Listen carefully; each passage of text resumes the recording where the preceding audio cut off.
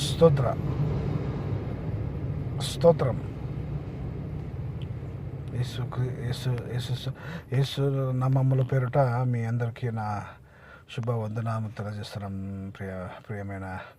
ప్రియమైన బిడ్లారా, ఈ రోజుల్లో మేము ఎంతగా ఆలోచించిన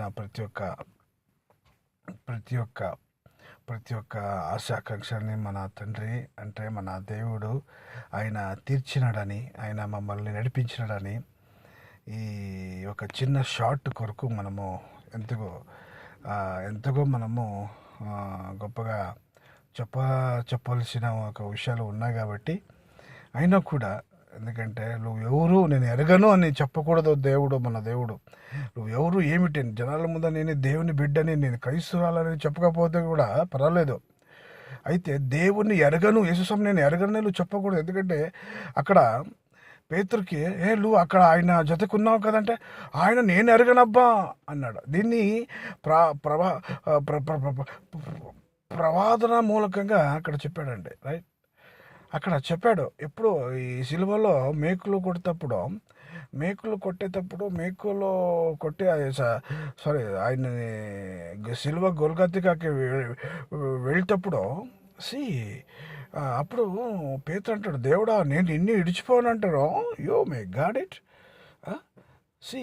ఇది ఎట్లా ఉన్నదంటే, నేను ఇడిచిపోను అన్నవాడు ఇడిచిపోలే. అయితే అక్కడ మిస్ అయింది, భయపడినాడండి. నువ్వు ఆయన జతకు ఉంటావు కదా అని అన్నప్పుడు స్వామి నేను కదా ఆయన ఎవరు తెలియదు. రైట్, దట్స్ వాట్ ఈ షార్ట్స్ అన్నీ. అవును, నేను దేవుని బిడ్డనే.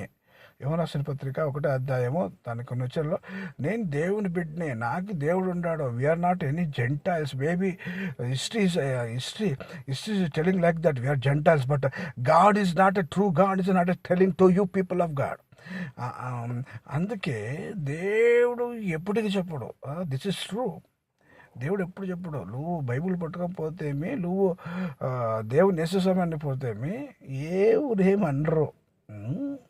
అయితే అందుకోసమే మనము డైరెక్ట్గా చెప్తే బాధపడతారు, డైరెక్ట్గా చెప్తే వాళ్ళు నొప్పిలేస్తుంది, వాళ్ళకి డైరెక్ట్గా చెప్తే వాళ్ళు అవమానం అవుతుంది, వాళ్ళ పేర్లకి, వాళ్ళ దీనికి, వాళ్ళ దానికి, అన్ని దానికి వాళ్ళకి బాధపడతారని ఒక కాన్సెప్ట్తో ఈ చిన్న వీడియోస్ని